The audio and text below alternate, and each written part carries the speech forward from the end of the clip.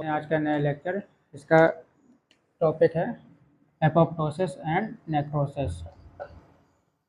ये बहुत छोटा सा टॉपिक है पैथोलॉजी का, इसको बहुत आसानी से समझते हैं। एपोप्टोसिस एंड नेक्रोसिस ये अक्सर एग्जाम में पूछ भी देता है। तो इसको समझना कैसे है, आपने 12th में पढ़ा होगा चैप्टर सेल चैप्टर पढ़ा, वहाँ पे एक टर्म है ओमनिस सेलुला सेलुला।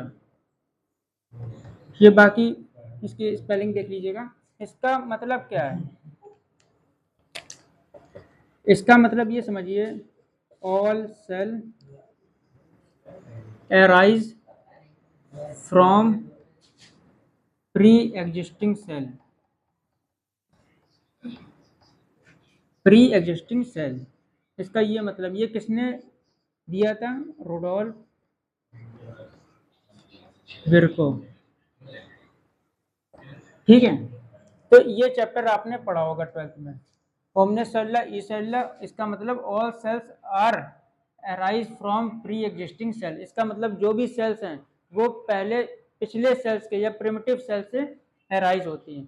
तो अगर अराइज हो रही हैं तो जैसे सपोज ये सेल है, इससे न्यू सेल बन रही है, ये सेल बनी, ये बनी, तो ये जो डिवीजन है और ये क्या, डॉटर सेल बोलते हैं इसको, ये पेरेंट सेल। अब इनसे ये डिवाइड हुई तो ये क्या बन गई? डॉटर सेल्स बन गई। अगर कोई सेम इसी तरीके समझो, ये एक सेल है, इसकी क्या होगी? Cell death. हर एक सेल का कुछ ना कुछ टाइम पीरियड रहता है, कुछ डेथ होती है। एक नेचुरल चीज होता है डेथ, और एक होता है, कह सकते हैं कि कोई भी इंजरी हो गई या इन्फेक्शन हो गया,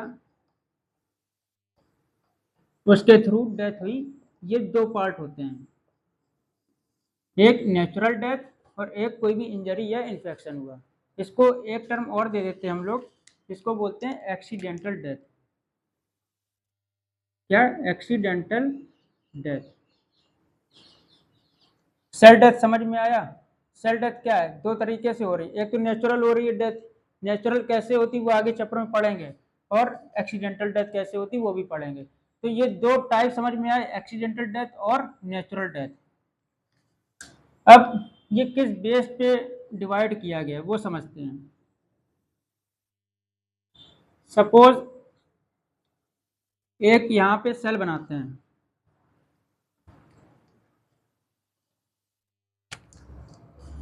ये सेल है, सेल डेथ आप समझे? सेल डेथ, सेल डेथ हो रही, यस हुई सेल डेथ। अब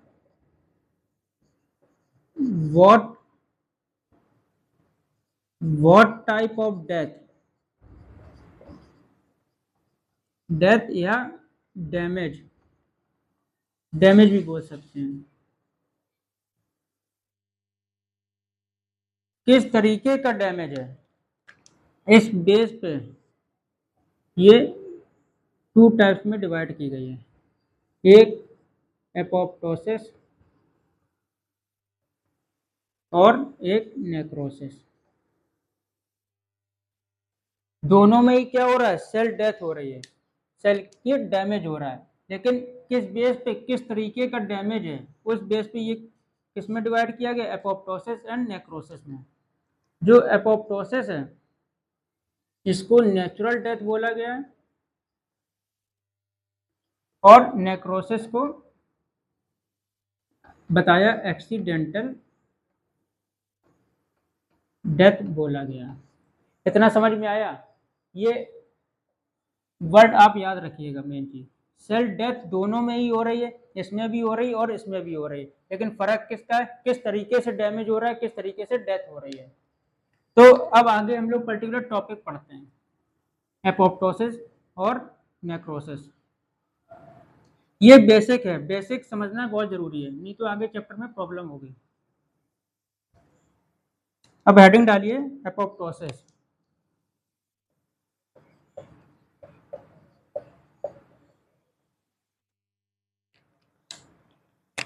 जैसे कि पहले बताया, नेचुरल डेथ, ये एक नेचुरल डेथ है, और ये एक प्रोग्राम सेल डेथ है। पहले से ही पता है कि सेल की डेथ होनी है, प्रोग्राम सेल डेथ। ये नॉन इन्फेक्शियस,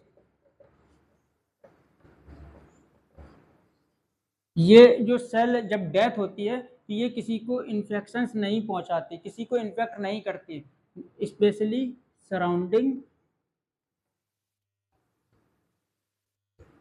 सराउंडिंग सेल और टिश्यूज। बात समझ में आई? ये क्या नेचुरल डेथ है, प्रोग्राम्ड सेल डेथ, पहले से ही ये इसका प्रोग्राम्ड है कि इसकी सेल डेथ होनी है, और ये नॉन इन्फेक्शियस है। कैसे नॉन इन्फेक्शियस है? ये जो सराउंडिंग सेल्स हैं या टिश्यूज हैं उनको इन्फेक्ट नहीं कर रही होती है। अब एपोप्टोसिस में आते हैं इवेंट्स, या ऐसे समझिए की फीचर्स। की फीचर्स क्या होते हैं? सपोज ये सेल है, कौन सी सेल? नॉर्मल सेल समझिए, अभी इसमें कुछ भी डेथ नहीं हो रही। अब ये अगर एपोप्टोसिस के अंडर में डेथ होगी तो ये क्या करेगा? ये श्रिंक होने लगेगी, ये श्रिंक होने लगेगी। श्रिंक होते होते आगे जाके ये इंगल्फ हो जाएगी बाय फैगोसाइटोसिस, फैगोसाइट्स के थ्रू इंगल्फ हो जाएगी। अब फैगोसाइट्स क्या होते हैं? एग्जाम्पल आपने पहले भी पढ़ा होगा इसका, मैक्रोफेजेस। मैक्रोफेजेस जो है वो एक फैगोसाइट्स है, जो क्या करता है? इंगल्फ कर लेता है जो भी। तो इसमें अगर ये इंगल्फ हो गया तो इसका कहीं भी रिमेन, जो इसका अंदर का मटेरियल है वो बाहर नहीं जाएगा सराउंडिंग्स में। अगर सराउंडिंग्स में नहीं जाएगा तो ये इन्फेक्शन कॉज नहीं करेगा। ये बहुत, ये पूरी एक इवेंट समझ लीजिए, ये इवेंट है याद रखने के लिए। इवेंट में क्या क्या हुआ? सेल श्रिंक हुआ, और यहाँ पे इंगल्फ हुआ, इंगल्फ बाय फैगोसाइटोसिस।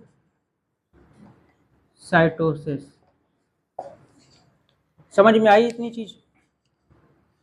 अब इसी तरीके से लेके चलते हैं नेक्रोसिस को। अब नेक्रोसिस जैसे कि पहले बताइए क्या है? एक्सीडेंटल सेल डेथ है।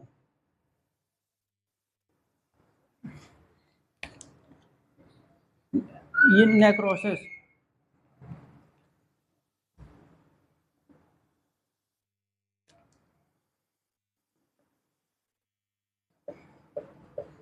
एक चीज और इसमें एपोप्टोसिस में याद रखिएगा, कॉज। कॉज क्या हो सकते हैं? क्या कारण है ये सेल डेथ हो रही है या फिर नेचुरल डेथ हो रहा है? ये इसकी जरूरत क्या पड़ी? क्यों ही सेल डेथ हो रहा है? क्यों एनर्जी वेस्ट करना? इसका कारण ये होता है सबसे पहले डेवलपमेंट।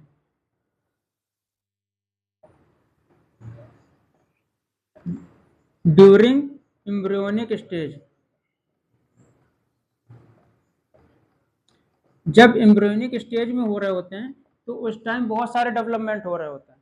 वो जो डेवलपमेंट है तो उस वजह से जो खराब सेल होती हैं वो डेथ हो रही होती हैं और न्यू सेल्स फॉर्म हो रही होती है। एक तो वो कारण हो गया। सेकेंडली, इम्यून सेल्स,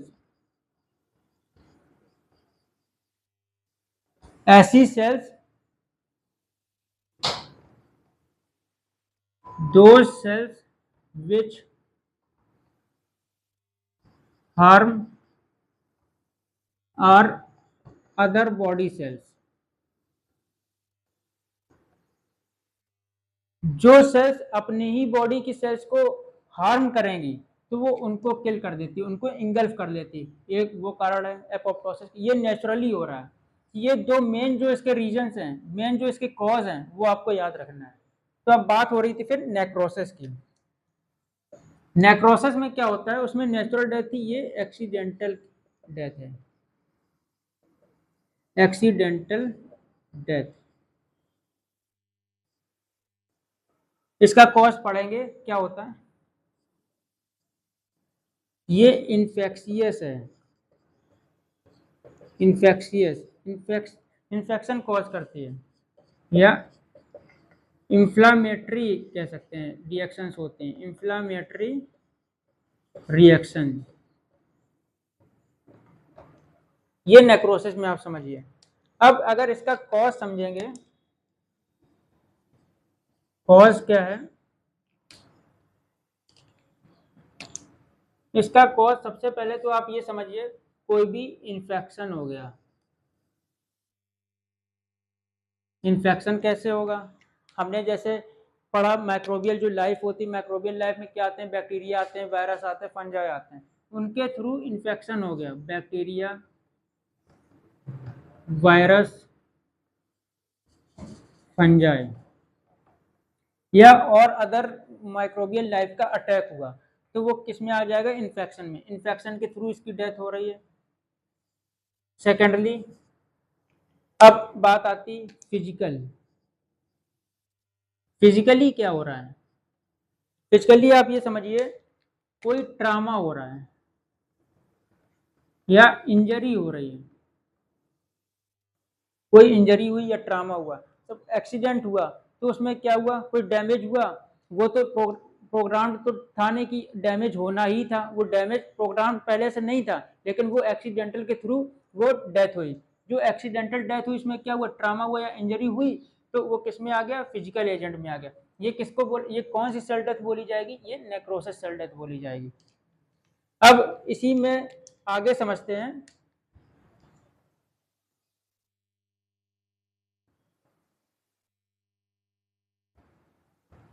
इसके आगे ये थर्ड पॉइंट समझिए, कॉज में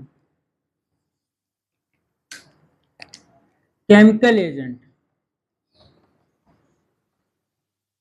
केमिकल एजेंट, कुछ टॉक्सिन्स जो हार्म करते हैं,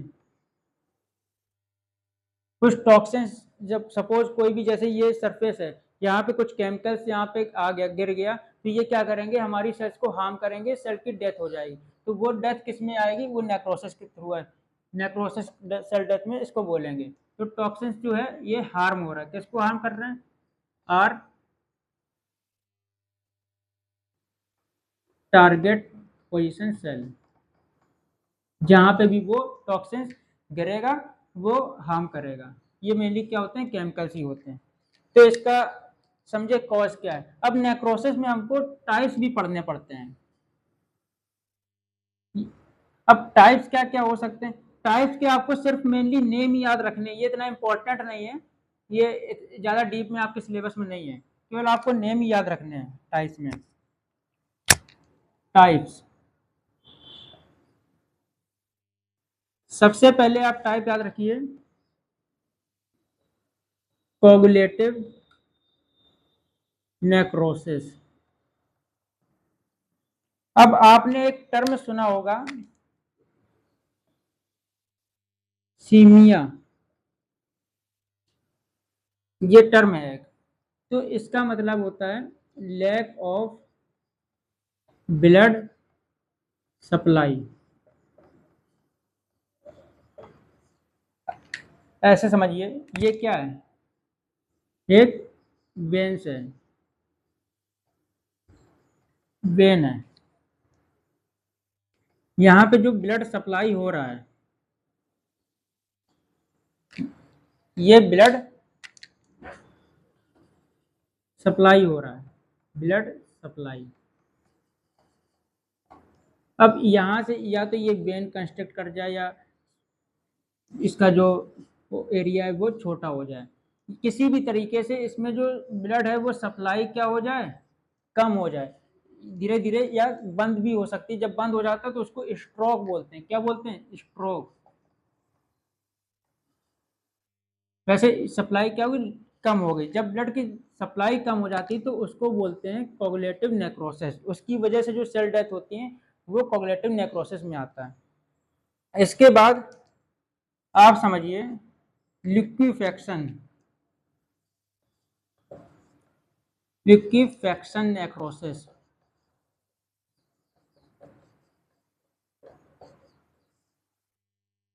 अब लिक्विफेक्शन नेक्रोसिस में क्या हो रहा होता है?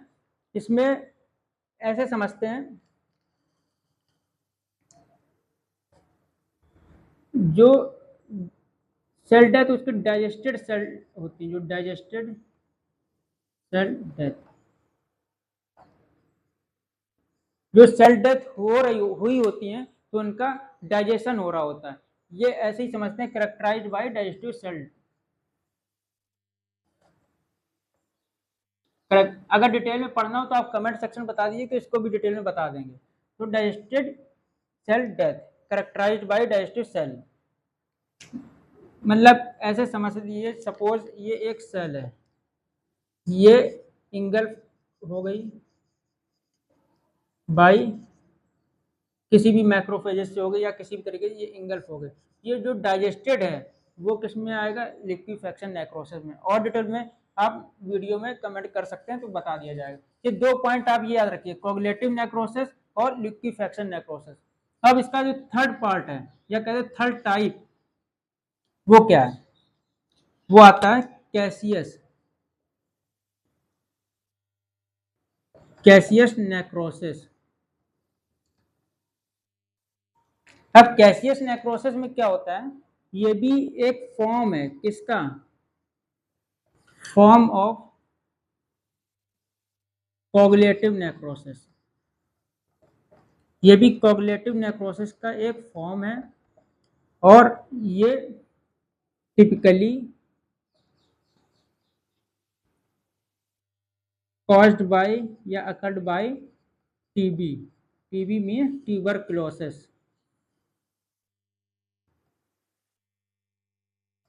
समझ में आया? ये थर्ड पार्ट जो कैसे, ये भी एक कोगुलेटिव नेक्रोसिस का ही फॉर्म है, पर ये किसके द्वारा होता है? ये ट्यूबरक्लोसिस के द्वारा होता है। ये थर्ड पार्ट था।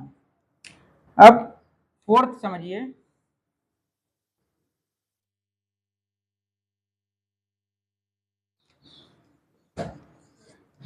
Fourth fibrinoid necrosis.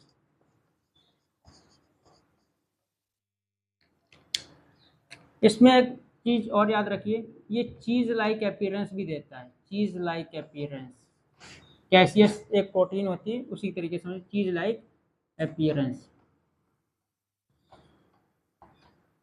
Fibrinoid necrosis. फिर आता है फैट नेक्रोसिस। इसमें जो फाइबर्स होती हैं वो आकर डिपॉजिट हो जाती हैं और ये उसमें एक क्लम्प बना लेती हैं, इसको फिब्रिनॉइड ऐसे बोल सकते हैं। तो इसी तरीके से फैट भी है। बस आपको नेम याद रखने, पहला क्या बताया आपको? कोगुलेटिव बताया, दूसरा बताया लिक्विफेक्शन, तीसरा कैसियस बताया, और फिर उसके बाद बताया फिब्रिनॉइड बताया और फैट नेक्रोसिस बताया। सिर्फ इतना ही था इस चैप्टर में, या फिर कह दो इस टॉपिक में। बहुत छोटा सा टॉपिक था, आप इसको ध्यान से पढ़िए। नोट्स आपको प्रोवाइड कर दिए जाएंगे, नोट्स में देखिए, और मिलते हैं अगले नेक्स्ट लेक्चर में। Thank you.